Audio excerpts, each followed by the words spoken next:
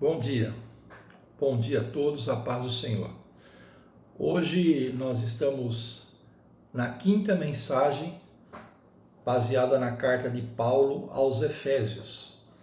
E hoje nós vamos tratar sobre o texto que está no capítulo 2, dos versos 11 a 22.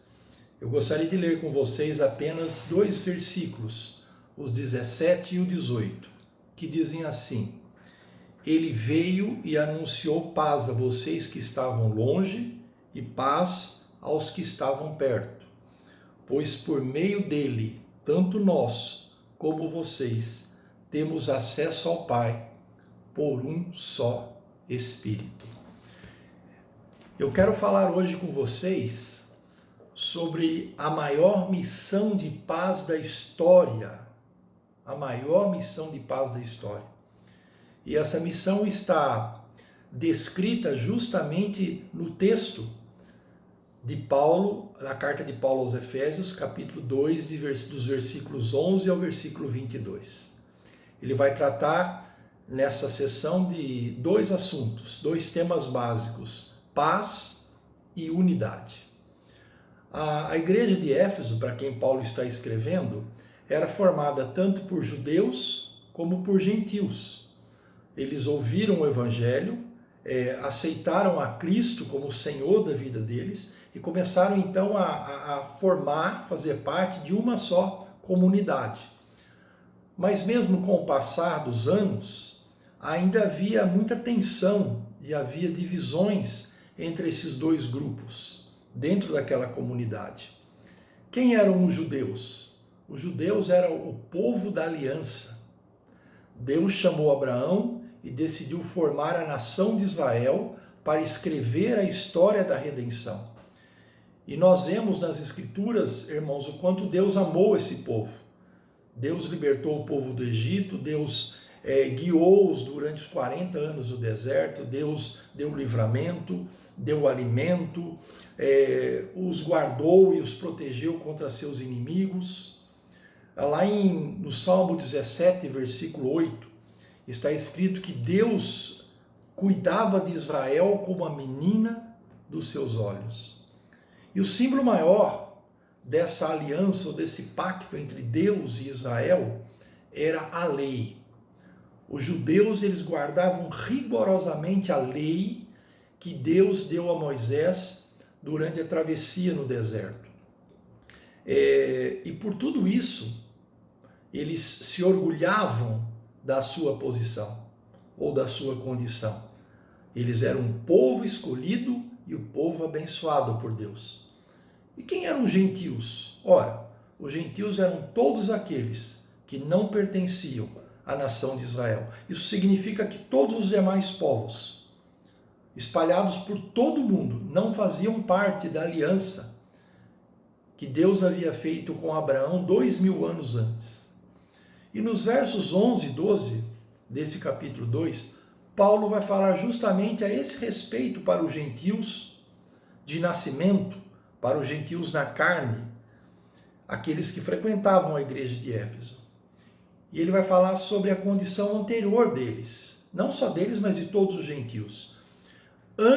Anteriormente, ele começa assim, o versículo 11, de conhecerem o Evangelho e de abraçarem a fé, os gentios eram chamados de incircuncisão, pelos que se chamavam circuncisão. A circuncisão era uma marca, um sinal da aliança feita entre Deus e Abraão. A lei determinava que todos os meninos, com 8 dias de vida, deveriam ser circuncidados. Os gentios, eles não traziam essa marca no seu corpo. Por isso, eles eram chamados de incircuncisos. Paulo diz também que eles estavam sem Deus e sem Cristo.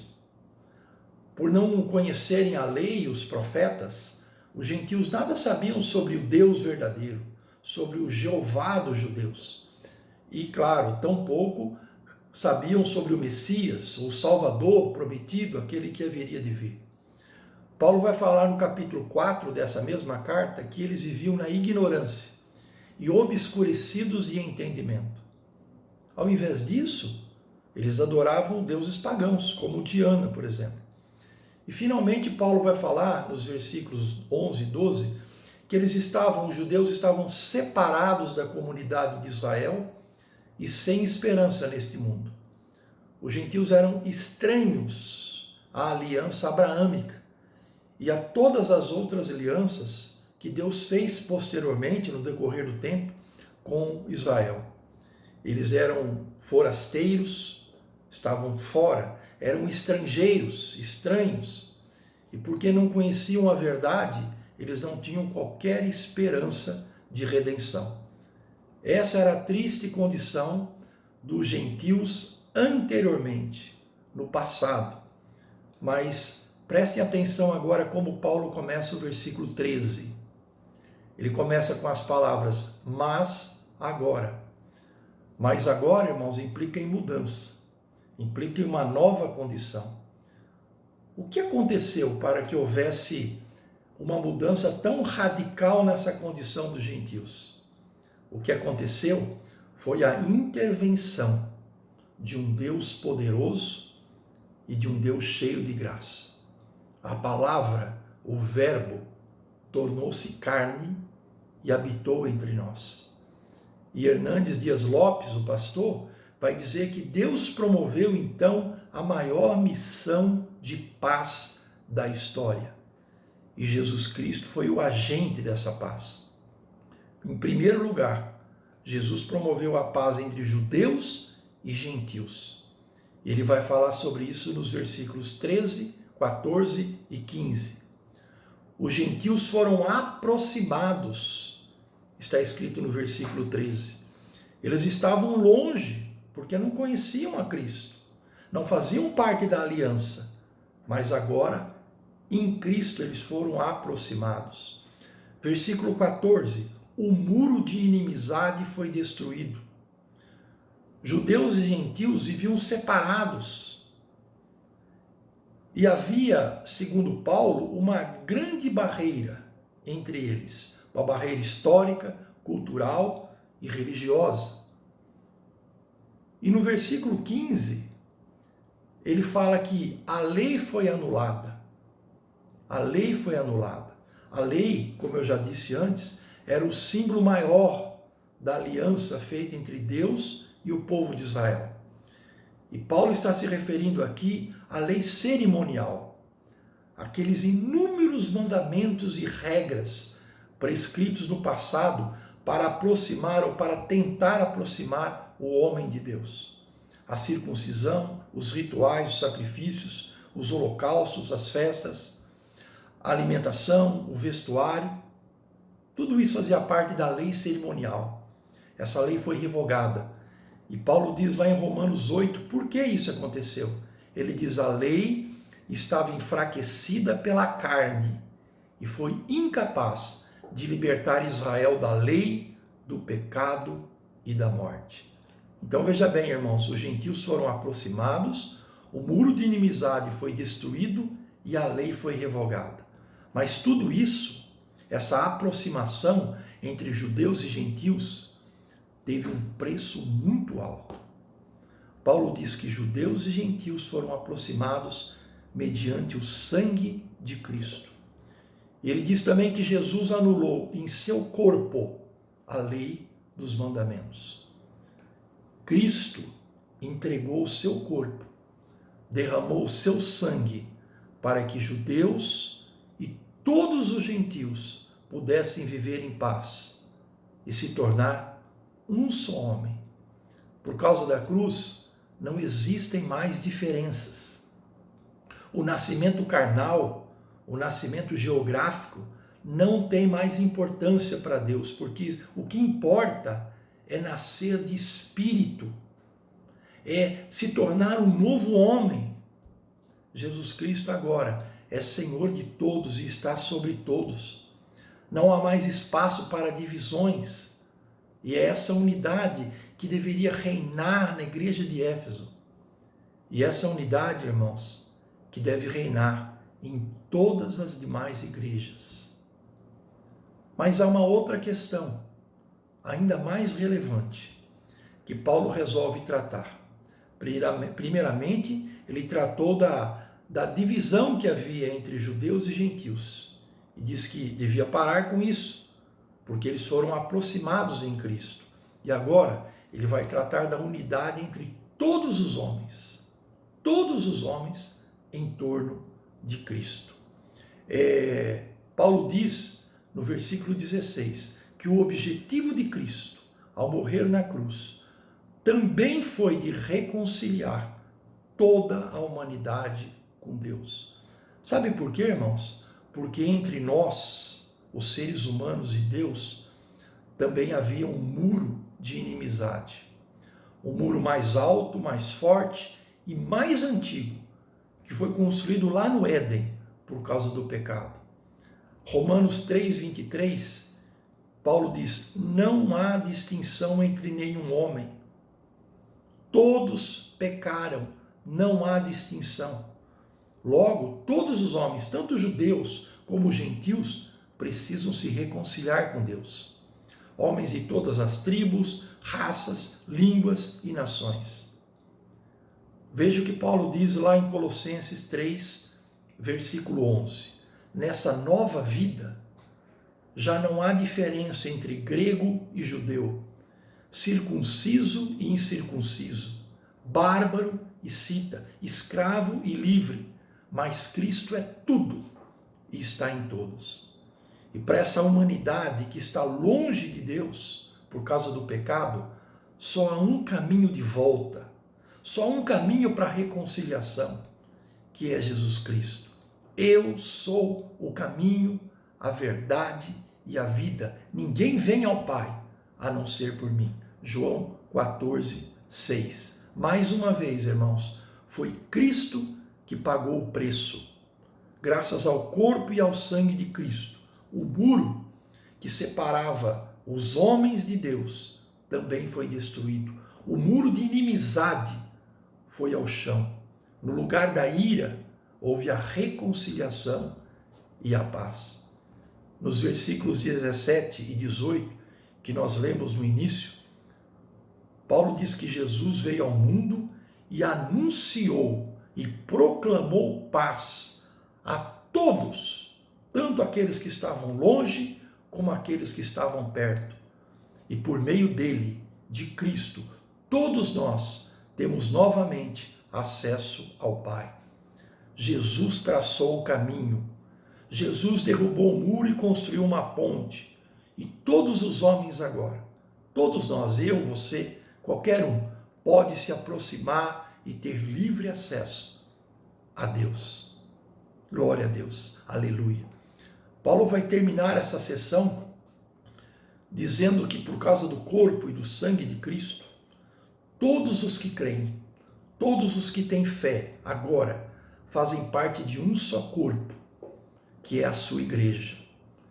Para falar dessa unidade da igreja, ele vai usar 3 figuras. A primeira é a uma nação, uma só nação. Está no versículo 19. Não há mais estrangeiros, forasteiros ou peregrinos no corpo de Cristo. Todos nós agora somos concidadãos. Nós pertencemos a uma só nação, um só povo. E Pedro vai dizer lá na sua carta, 1 Pedro 2, versículo 9, que nós somos nação santa e povo de propriedade exclusiva de Deus. Ele vai falar também no versículo 19, que há uma só família. Além de pertencer a uma só nação, nós fazemos parte de uma só família. Todos nós somos adotados como filhos. Nós nos tornamos irmãos. Em Efésios 3, versículo 15, Paulo diz que nós recebemos o nome do mesmo Deus e Pai, tanto nos céus como na terra. E a última figura que Paulo usa está nos versículos 20 e 21, um só santuário, uma só família, uma só nação e um só santuário. Deus não habita mais em templos feitos por mãos humanas como no passado.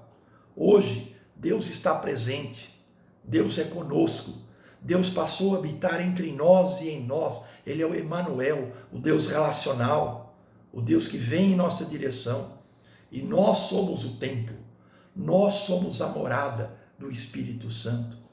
É um santuário que tem Cristo como pedra angular, Paulo diz, pedra principal, e é sobre essa pedra que esse santuário novo se assenta e é ajustado.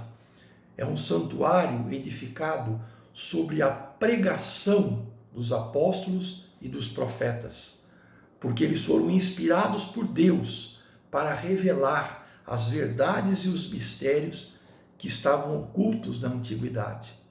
E todos nós, irmãos, agora, independente da raça, da cor, de qualquer outra condição, estamos crescendo e sendo edificados juntos para sermos cada vez mais santos e dedicados ao Senhor. Amém. Paz e unidade. Esses são os temas dessa passagem do apóstolo Paulo aos Efésios.